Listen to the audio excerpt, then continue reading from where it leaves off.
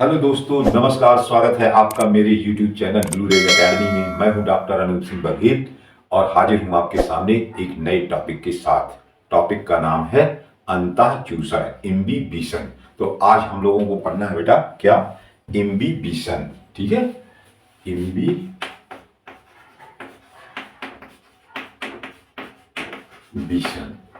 Imbibition इसको हिंदी में कहते हैं अंतःचूषण। अंतःचूषण, ठीक है, अंतःचूषण।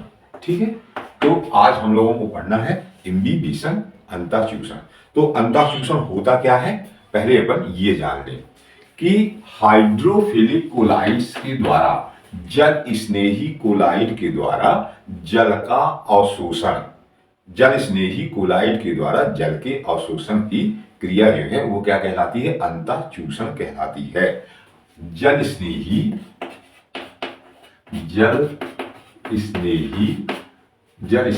कोलाइड्स जल स्नेही कोलाइड के द्वारा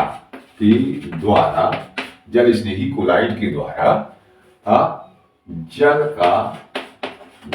का अवशोषण जल का अवशोषण क्या कहलाता है बेटा? अंतःचूषण कहलाता है।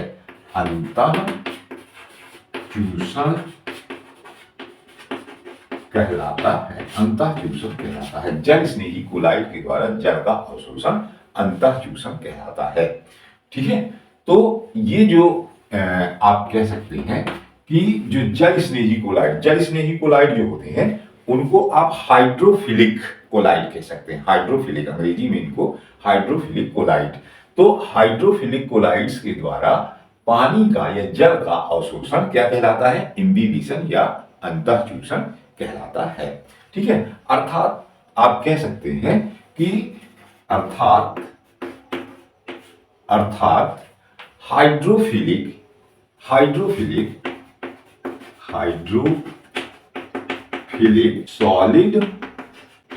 सॉलिड एवं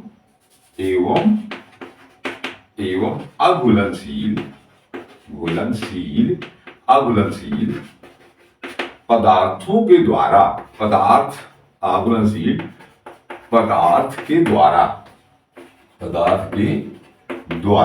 अर्थात हाइड्रोफिलिक सॉलिड एवं अघुलनशील पदार्थ के द्वारा पानी का अवशोषण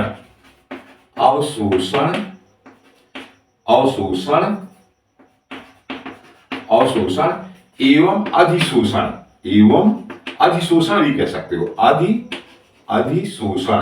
अवशोषण एवं अधिशोषण क्या कहलाता है? अंतःचूषण कहलाता है।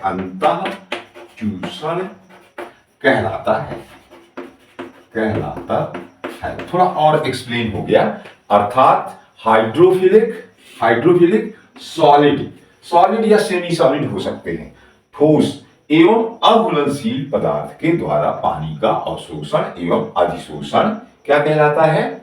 अंतःचूषण कहलाता है। अवशोषण को आप हिंदी में क्या लिख सकते हो? एब्जॉर्प्शन। ठीक है, एब्जॉर्प्शन। और इसको अधिशोषण, ठीक है, अधिशोषण मतलब क्या है? एडजॉर्प्शन। ठीक है, एब्जॉर्प्शन एवं adsorption of water is known as imbibition. ठीक है, हाइड्रोफिलिक सॉलिड एवं अघुलनशील पदार्थ के द्वारा पानी का अवशोषण एवं अधिशोषण अंतःचूषण कहलाता है। अवशोषण यानी एब्जॉर्प्शन, अधिशोषण यानी एडजॉर्प्शन। ठीक है, तो इसको कहते हैं क्या? इम्बिबिशन कहते हैं। थोड़ा सा अपन एक हेडिंग ले लें, कैरेक्टर्स। ठीक है, हेडिंग एक ले लें, कैरेक्टर्स। इसके लक्षण थोड़ा देख लें अपन, है ना? कैरेक्टर, तो इसमें क्या है कि जब अपन ठोस या अर्धठोस पदार्थों को किसी विशिष्ट प्रकार के द्रव में रखते हैं तो वो पानी को क्या कर लेते हैं? अवशोषित कर लेते हैं। जब ठोस या अर्धठोस पदार्थों को किसी विशिष्ट प्रकार के द्रव में रखते हैं तो वो इस द्रव को क्या कर लेते हैं? अवशोषित कर लेते हैं, यही क्रिया क्या कहलाती है? इम्बिबिशन कहलाती है। नंबर 1 है, पहला क्या हो गया कि जब ठोस या ठोस या अर्धठोस पदार्थ को क्या करते हैं? किसमें रखते हैं? किसी विशिष्ट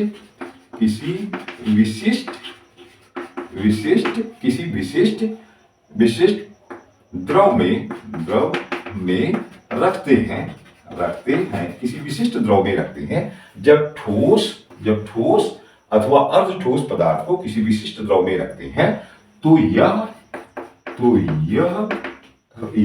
द्रव को अवशोषित कर लेते हैं, अवशोषित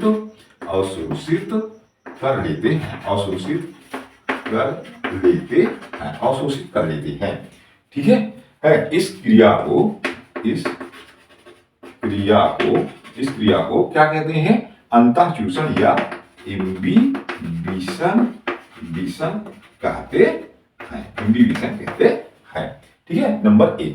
दूसरा क्या है? दूसरा करेक्टर ये होगा कि जब ये पदार्थ अवशोषित करता है, ठोस या अर्धठोस पदार्थ किसी द्रव को अवशोषित करता है तो उस द्रव के और इसके अणुओं के बीच में क्या होनी चाहिए? बंधुता होनी चाहिए। ठीक है? वो ऐसा ना हो कि वो उसको स्वीकार ही ना करे, उस द्रव को वो स्वीकार ही ना करे। तो इसमें क्या होनी चाहिए? इसमें बंधुता होनी चाहिए, एफिनिटी होनी चाहिए। ठीक है? तो एक कैरेक्टर ये हो जाता है कि ठोस या अर्धठोस पदार्थ, ठोस या अर्धठोस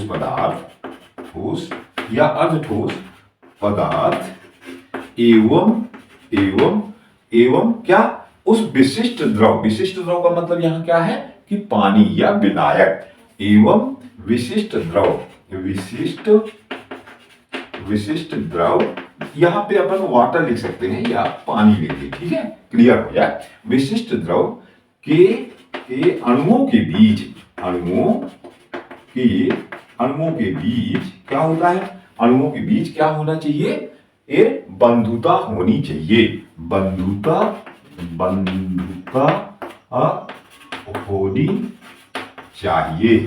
होनी चाहिए। मतलब क्या है कि वो क्या करें? एक दूसरे को स्वीकार कर सकें, तभी ये इम्बिबिशन की क्रिया होती है, नहीं तो क्रिया नहीं होती है। बंधुता होनी चाहिए। बंधुता को आप क्या कहते हो? एफिनिटी होनी चाहिए। ठीक है? यदि एफिनिटी है उनमें तो ही वो क्या हो जाएंगे? ये अवशोषित होंगे। ठीक है? एक तीसरा कैरेक्टर, नेक्स्ट कैरेक्टर अपन ले लें। थर्ड कैरेक्टर है कि इम्बिबिशन जो है ये एक भौतिक प्रक्रिया है, फिजिकल प्रोसेस है। अंतःचूषण एक भौतिक प्रक्रिया है। एक भौतिक प्रक्रिया है। अंतःचूषण क्या है? एक भौतिक प्रक्रिया है जिसमें जल हाइड्रोफिलिक है ना, जल स्नेही, जिसमें जल स्नेही पदार्थ के द्वारा, जिसमें जल स्नेही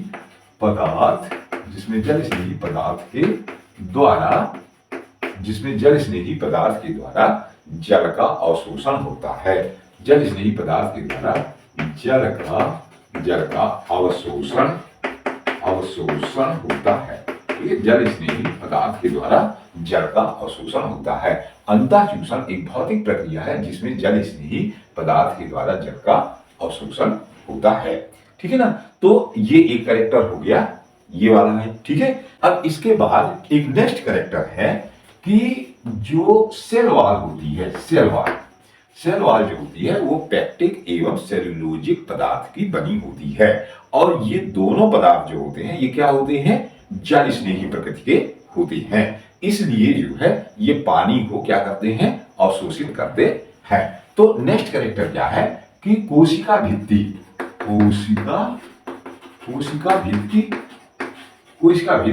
यानी सेल वॉल है ना, सेल वॉल, कोशिका भित्ति यानी कि सेल वॉल जो है किसकी बनी होती है? सेल वॉल पैक्टिक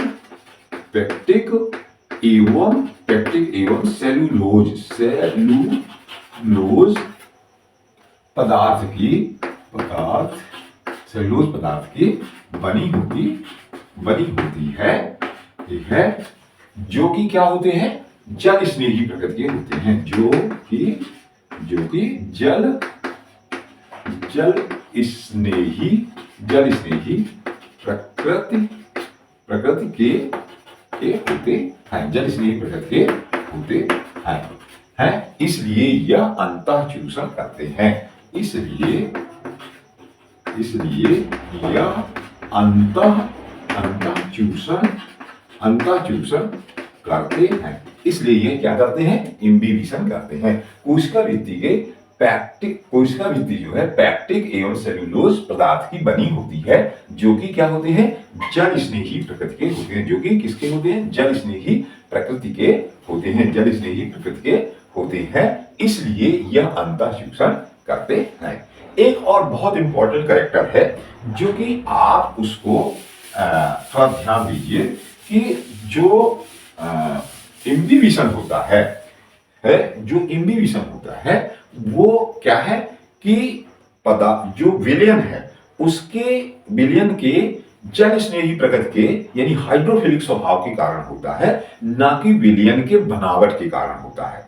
अभी तक अपन पढ़ रहे थे कि जो पदार्थ है वो हायर कंसंट्रेशन से लोअर कंसंट्रेशन की ओर जा रहा है, विलायक जो है वो हायर कंसंट्रेशन से लोअर कंसंट्रेशन की ओर जा रहा है, क्योंकि जो लोअर कंसंट्रेशन जो विलयन वाला पार्ट है उसकी बनावट इस तरह की होती थी। यहाँ ऐसा नहीं है, यहाँ क्या हो रहा है कि जो विलायक के अणुओं की गति है वो विलयन की संरचना के निर्माण के कारण नहीं जा रहे हैं, गति नहीं हो रही उसके कारण, बल्कि विलयन के जल स्नेही प्रकृति होने के कारण होती है। तो इसको लिख लेंगे तो थोड़ा और स्पष्ट हो जाएगा कि यहाँ मतलब इम्बिबिशन में, ठीक है, यहाँ विलायक के अणुओं की गति, विलायक मतलब जल के, ठीक है ना, विलायक के अणुओं की गति, यहाँ विलायक के अणुओं की गति विलयन के निर्माण के कारण नहीं होती, विलयन के निर्माण के कारण नहीं होती, विलयन के निर्माण के कारण नहीं होती है, बल्कि विलयन के निर्माण के कारण नहीं होती है, बल्कि कैसे होती है, इसके जल स्नेही प्रकृति के कारण होती है, बल्कि इसके मतलब किसके, विलयन के, है ना, इसके जल स्नेही प्रकृति के कारण होती है, प्रकृति जल स्नेही प्रकृति के कारण होती है, ठीक है, ये बात समझ में आई ना। तो ये क्या है, इसके इंपॉर्टेंट कैरेक्टर्स हैं, ठीक है ना। इसके बाद एक नेक्स्ट हेडिंग अपन देख लें कि मैकेनिज्म, क्रियाविधि, इम्बिबिशन की क्रियाविधि जो है वो अपन थोड़ा सा देख सकते हैं कि इम्बिबिशन की क्रियाविधि, mechanism of imbibition, mechanism of imbibition, mechanism of imbibition, ठीक है, अंतःचूषण की क्रियाविधि, ठीक है। अंतःचूषण की क्रियाविधि को प्रदर्शित करने के लिए हम एक बीकर लेते हैं, बीकर में क्या ले लेते हैं, पानी ले लेते हैं, उसमें कुछ ड्राई सीड्स डाल देते हैं, मान लो कि चने के बीज डाल दिया उसमें, ठीक है, और कुछ समय तक उसको रख देते हैं, कुछ समय के लिए, मतलब 4-5 घंटे के लिए, और जब अपन कुछ समय बाद देखते हैं तो क्या होता है कि चने के जो सीड हैं, बीज हैं, वो क्या हो जाते हैं, फूल जाते हैं, क्योंकि चने के अंदर जो पदार्थ है, जो मटेरियल है, वो कैसा है, जल स्नेही प्रकृति का ठोस पदार्थ है। चना कैसा है, थोड़ा स्टार्टिंग में सॉलिड है, तो उसमें क्या है, जल स्नेही प्रकृति का ठोस पदार्थ है, इसलिए बीकर में जो जल भरा हुआ है वो क्या होता है, उसके अंदर आता है और वो क्या हो जाते हैं, फूल जाते हैं। तो थोड़ा सा इसमें पहले अपन लिख लें कि अंतःचूषण को प्रदर्शित करने के लिए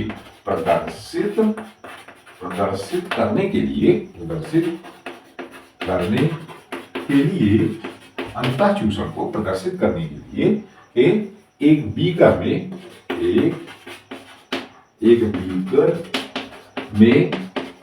जल जल लेकर कुछ ड्राई सीड्स, सूखे बीज, कुछ सूखे बीजों को डाल दिया जाता है, कुछ सूखे बीजों को डाल दिया जाता है। और कुछ समय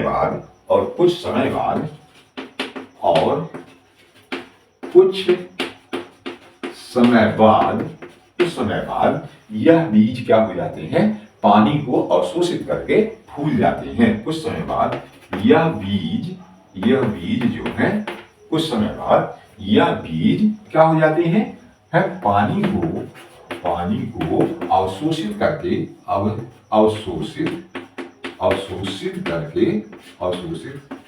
क्या हो जाते हैं बेटा, फूल जाते हैं। फूल जाते हैं मतलब स्वाइलेंट हो जाते हैं। ठीक है, फूल जाते हैं। ठीक है, ये क्या है, कुछ समय बाद यह बीज पानी को अवशोषित करके फूल जाते हैं। बीज क्या होते हैं, ये हाइड्रोफिलिक कोलाइड होते हैं। ठीक है, बीज कैसे होते हैं, हाइड्रोफिलिक होते हैं। बीज जो है हाइड्रोफिलिक होते हैं, जल स्नेही होते हैं। हाइड्रोफिलिक होते हैं मतलब जल स्नेही होते हैं। बीज कैसे होते हैं बेटा, हाइड्रोफिलिक होते हैं या जल स्नेही होते हैं। ठीक है, इसमें एक और बड़ी बात है कि अपन देख ले, पहले इसको एक फिगर बना ले कि ये एक बीकर है।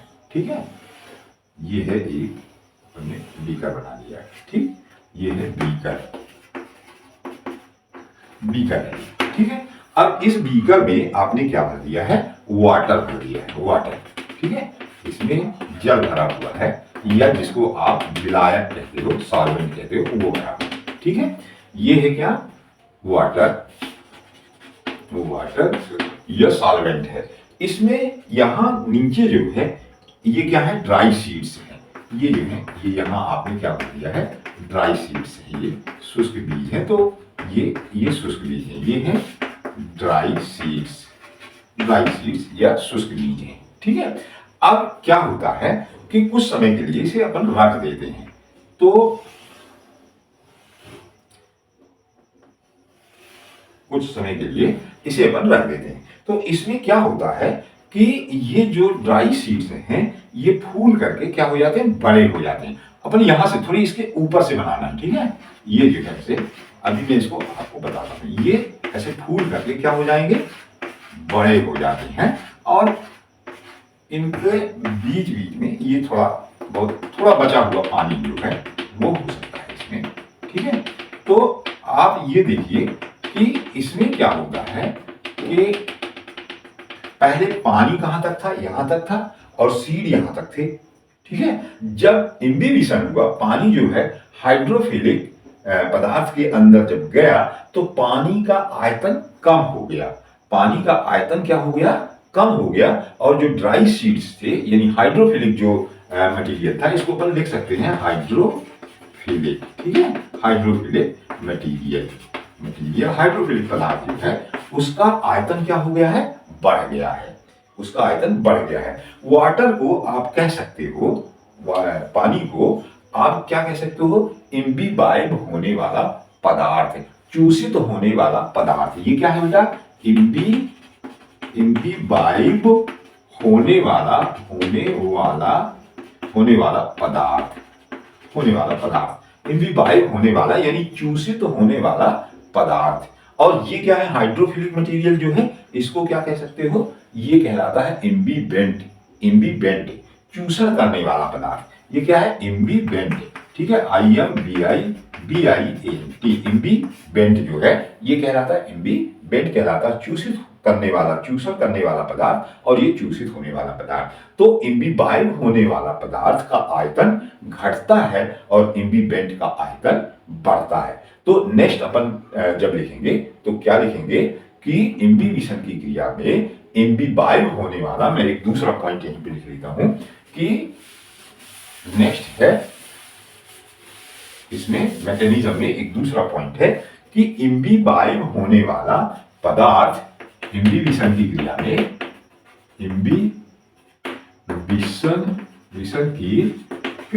इम्बिबिशन की क्रिया में इम्बिबाइब होने वाला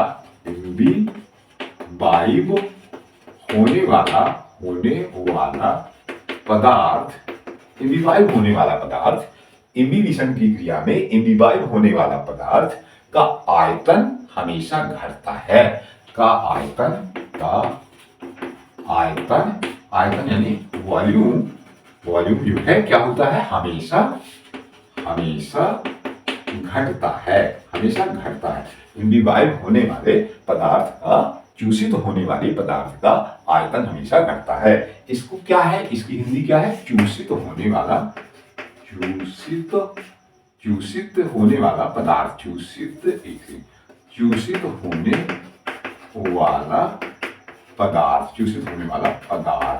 ठीक है, चूसित होने वाला पदार्थ। इम्बिबाइब मतलब है चूसित होने वाले पदार्थ का आयतन हमेशा घटता है, और चूषण करने वाले पदार्थ और इम्बिबेंट है ना, इम्बिबेंट यानी चूषण करने वाला पदार्थ,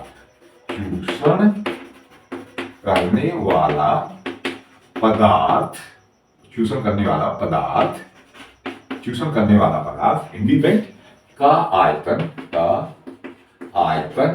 क्या होता है, हमेशा बढ़ता है। बढ़ता है। ठीक है ना, इम्बिबेंट का आयतन हमेशा बढ़ता है। तो यहाँ क्या है, इम्बिबेंट ये है, तो ये क्या है, इनका आयतन बढ़ गया है, और ये क्या हुआ है कि जो इम्बिबाइब होने वाला पदार्थ है उसका आयतन हमेशा घटता है। ठीक है, ये बात क्लियर हो गई।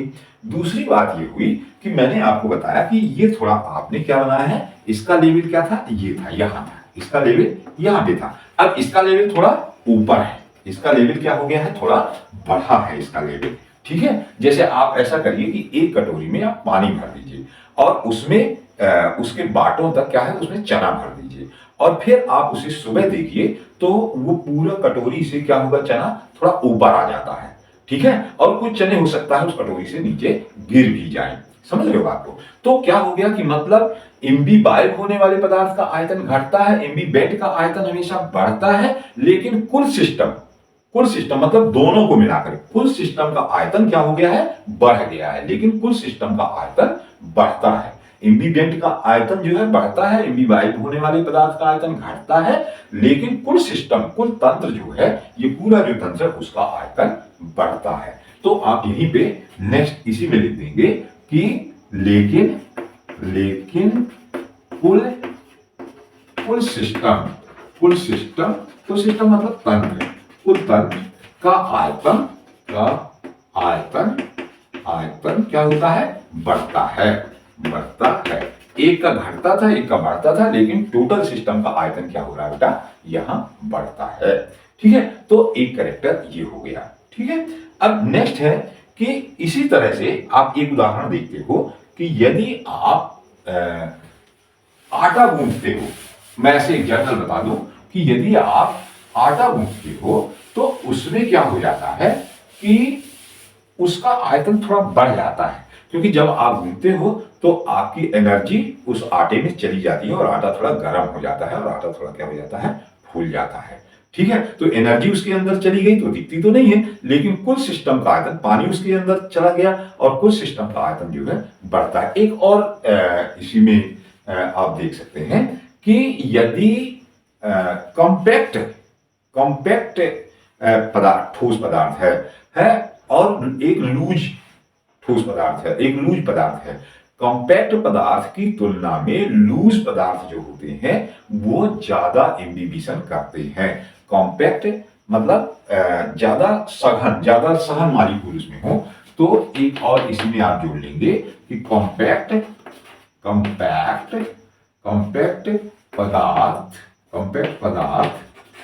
पदार्थ की तुलना में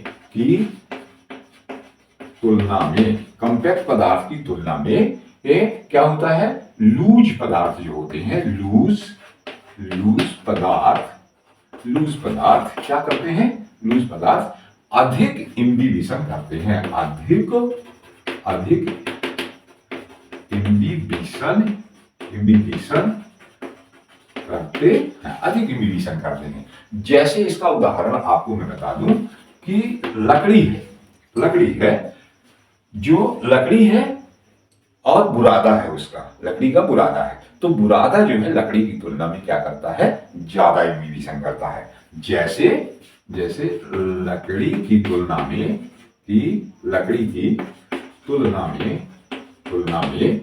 में उसका बुरादा जो है, उसका बुरादा क्या करता है, अधिक इम्बिबिशन करता है, अधिक इम्बिबिशन करता है। लकड़ी की तुलना में उसका जो बुरादा है वो अधिक इम्बिबिशन करता है, मतलब कॉम्पैक्ट जो मटेरियल है वो कम इम्बिबिशन करता है, उसी का यदि लूज मटेरियल है तो ज्यादा इम्बिबिशन करता है। ठीक है, तो ये क्या है, इससे जुड़ी हुई मैकेनिज्म है ना। अब इसके बाद नेक्स्ट अपन थोड़ा सा देख लें, इम्बिबिशनल प्रेशर, अंतःचूषण दाब, इम्बिबिशनल प्रेशर। ठीक है, अंतःचूषण दाब। नेक्स्ट हेडिंग है इम्बिबिशनल प्रेशर,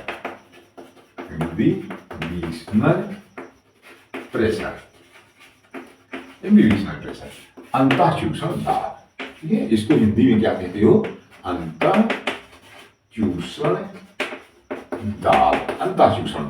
अंतःचूषण दाब क्या है कि इम्बिबाइब होने वाला पदार्थ जिस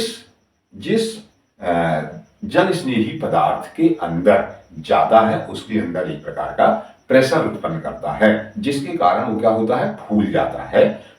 उस प्रेशर को अपन कहते हैं क्या, इम्बिबिशनल प्रेशर। तो इम्बिबिशनल प्रेशर किसको कहते हैं कि इम्बिबाइब होने वाला, यानी कि चूषित होने वाला, इम्बिबाइब होने वाला या चूषित होने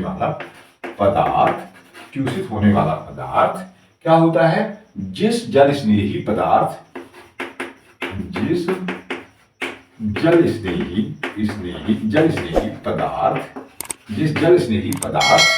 के अंदर चूषित होता है, जिस जल स्नेही पदार्थ में क्या होता है, चूषित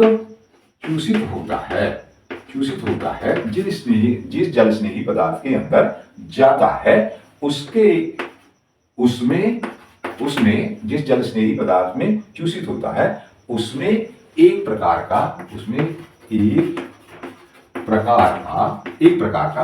का क्या उत्पन्न करता है, दाब उत्पन्न करता है,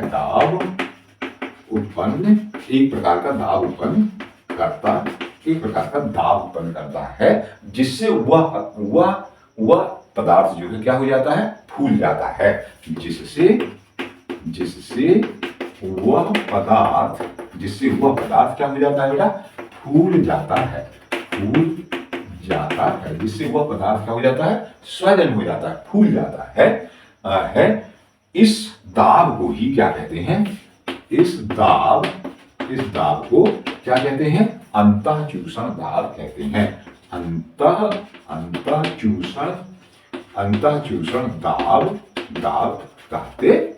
अंतःचूषण दाब कहते हैं।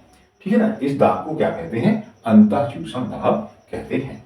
ठीक है, तो इम्बिबिशनल प्रेशर, अंतःचूषण दाब मतलब क्या है, इसको अंग्रेजी में इम्बिबिशनल प्रेशर है ना, इम्बिबिशनल प्रेशर। ठीक है, इम्बिबिशनल प्रेशर कहते हैं। और इसे इम्बिबिशनल प्रेशर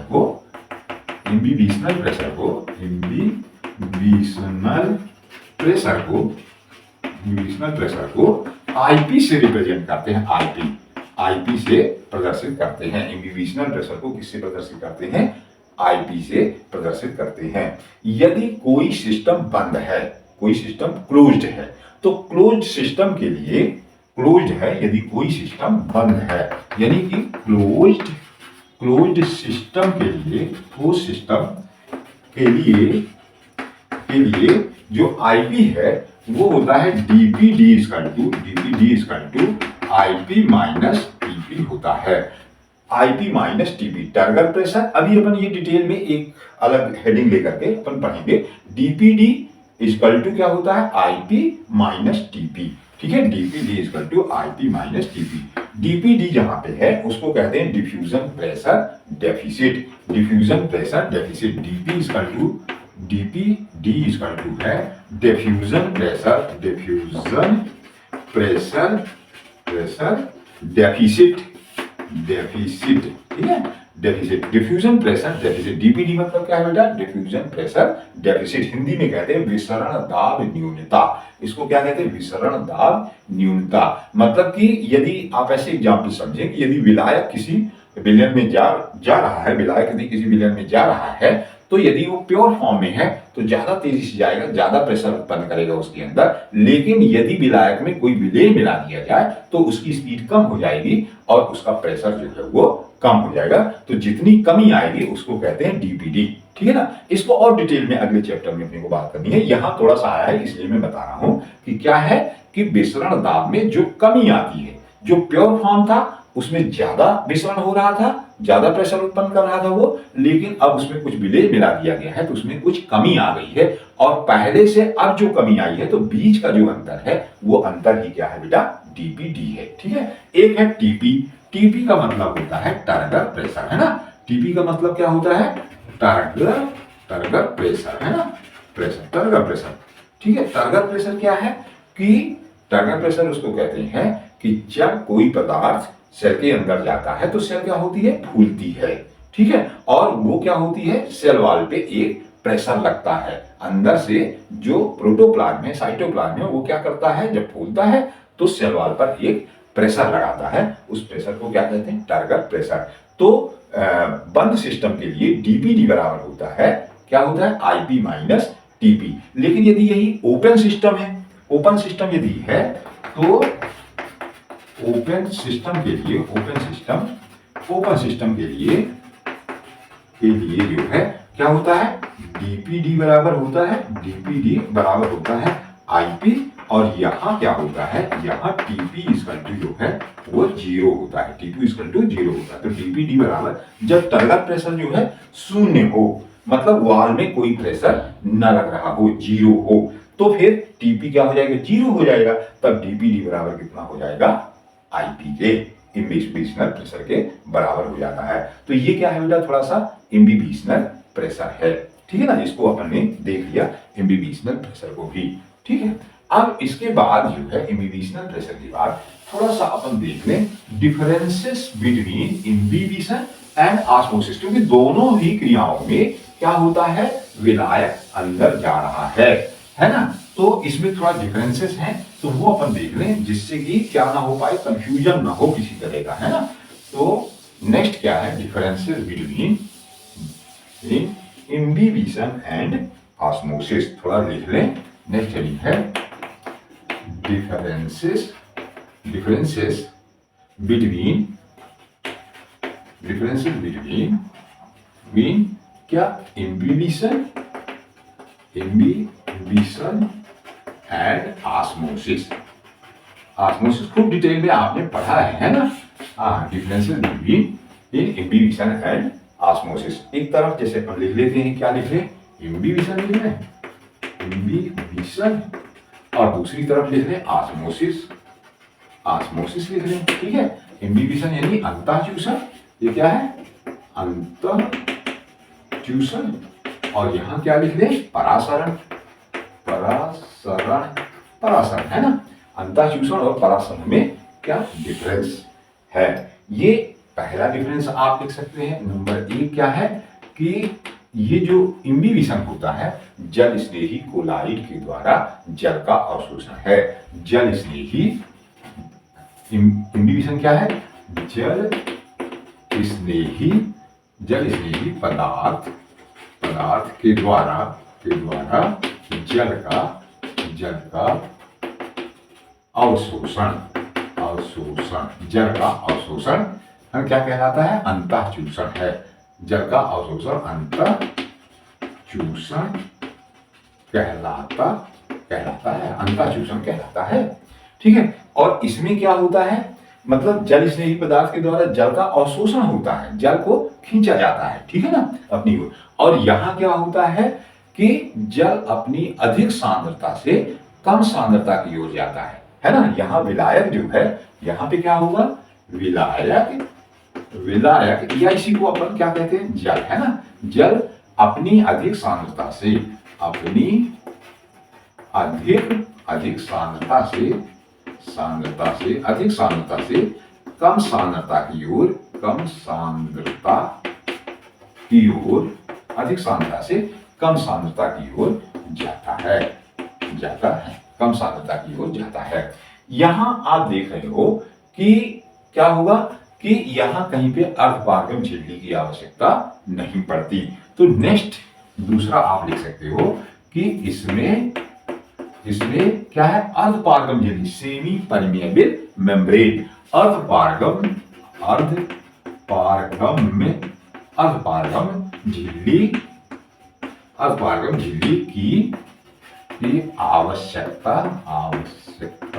आवश्यकता नहीं होती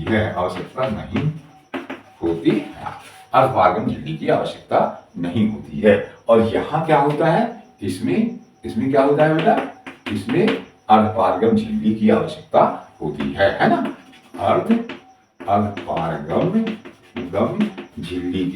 अर्धपारगम झिल्ली की आवश्यकता होती है, अर्धपारगम झिल्ली की आवश्यकता होती है। यहाँ अर्धपारगम झिल्ली के द्वारा जो है क्या होते हैं, जल के अणु जो है या किसी पदार्थ के हाई कंसंट्रेशन से लोअर कंसंट्रेशन की ओर जाते हैं। नेक्स्ट एक कैरेक्टर है कि तीसरा कैरेक्टर है कि इसमें जो है इम्बिबिशन में क्या है कि ये विलयन की संरचना पर निर्भर नहीं करता। यहां क्या होता है, विलयन की संरचना पर ये निर्भर नहीं करता, विलयन के निर्माण पर ये निर्भर नहीं करता। क्या होता है कि ये जो विलयन है वो जल स्नेही प्रकृति का होना चाहिए। यह विलयन की संरचना पर निर्भर नहीं करता,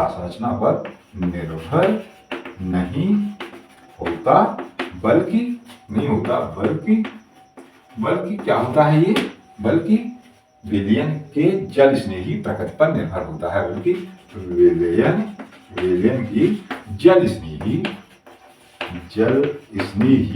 प्रकृति पर निर्भर करता है ना, निर्भर करता है, ठीक है। और यहाँ क्या होता है, दो विलयन है यहाँ पे, ठीक है, दो विलयन है। तो यहाँ क्या हो रहा है कि दो विलयन अर्धपारगम झिल्ली से पृथक होते हैं। यहाँ दो विलयन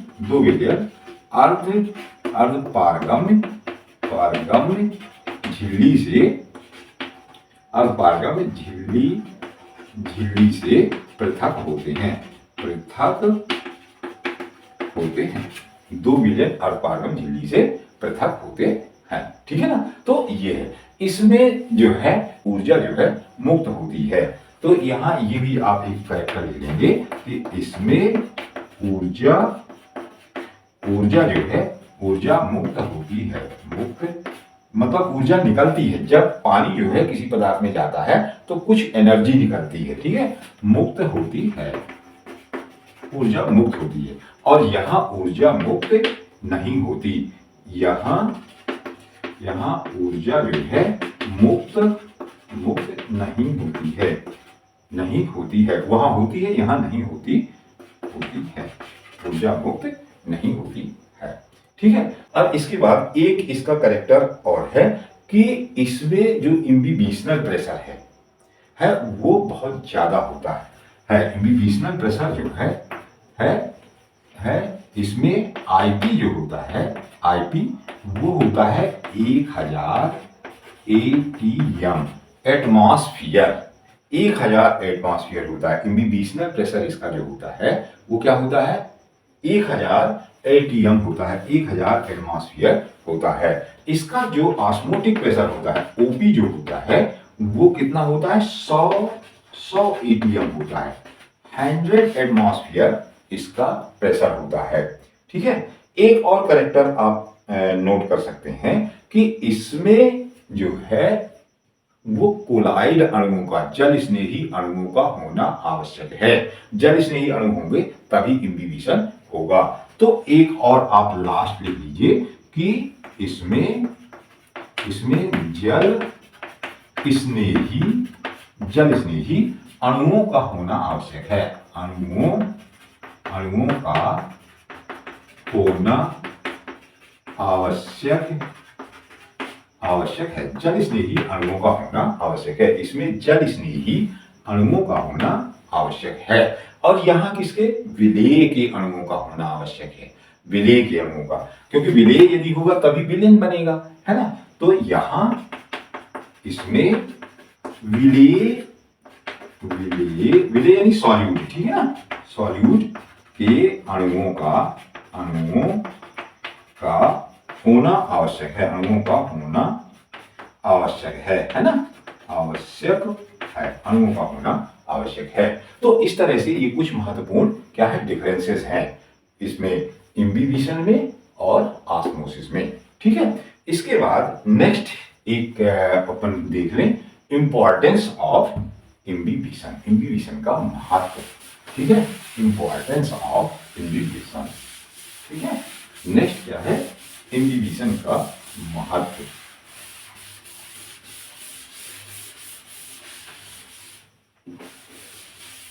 इम्बिबिशन का इंपॉर्टेंस।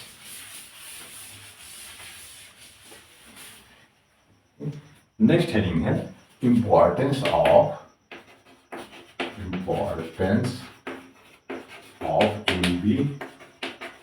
इम्बिबिशन, अंतःचूषण का महत्व। अंतःचूषण का महत्व क्या है, पहला सबसे महत्वपूर्ण है ये सीड जर्मिनेशन में, बीजों के अंकुरण में। नंबर 1 है सीड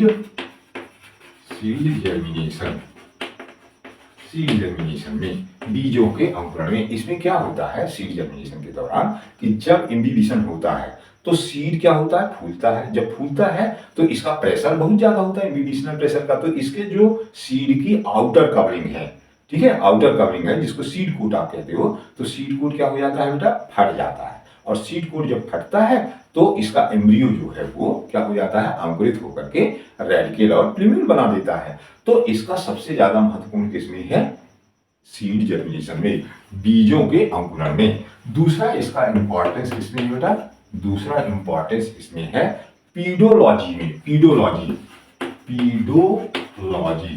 पीडोलॉजी कहते हैं मृदा निर्माण,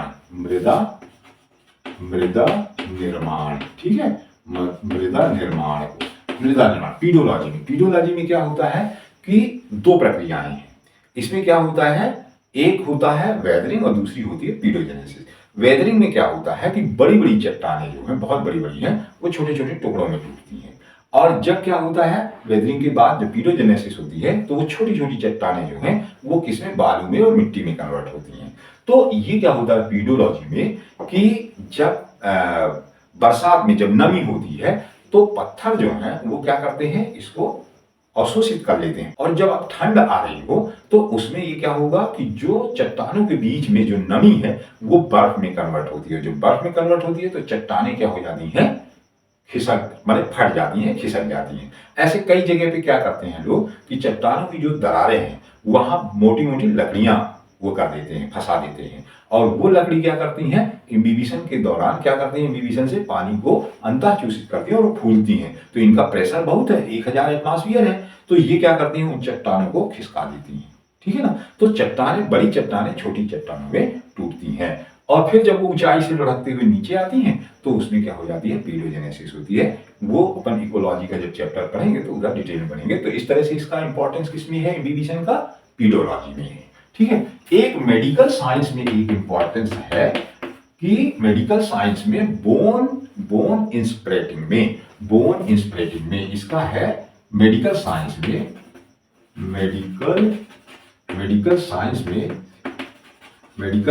में हड्डियों को क्या करने में, सुखाने, बोन इंस्प्रेटिंग में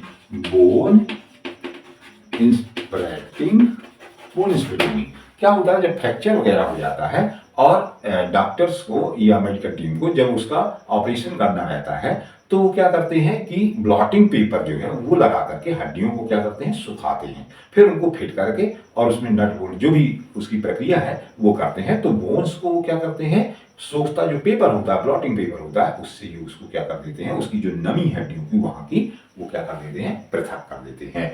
तो बोन इंस्प्रेटिंग में भी इसका उपयोग है। एक और इसका उपयोग है जो आप प्लांट में देखते हैं कि ये क्या होता है, वाटर का एब्जॉर्प्शन। रूट हेयर्स की सेल वॉल किसकी बनी हुई है, सेल्यूलोज और पेक्टिन पदार्थ की। मैंने बताया कि सेल्यूलोज और पेक्टिन पदार्थ कैसा है, वो जल स्नेही प्रकृति का है। रूट हेयर का जो सेल वॉल है वो कैसी है, जल स्नेही प्रकृति की है। क्यों है, क्योंकि उसमें पेक्टिन और सेल्यूलोज है। तो वो जल स्नेही प्रकृति के होने के कारण क्या करते हैं, अंतः चूषित करते हैं, पानी को अंतः चूषित करते हैं और फिर उसे क्या करते हैं, ऊपर की ओर संवहन करते हैं। तो water absorption, water absorption and transport of water and transport में इसका महत्व है। तो इस तरह से सीडी एलिमिनेशन में है, पीडियोलॉजी में है, मेडिकल साइंस में है और वाटर एब्जॉर्प्शन में है। तो आज का लेक्चर यहीं तक रिवीजन के लिए। और यदि आपको वीडियो अच्छी लगी हो तो इसको सब्सक्राइब करिए, लाइक और शेयर जरूर करिए, जिससे दूसरे लोगों का भी भला हो सके। धन्यवाद।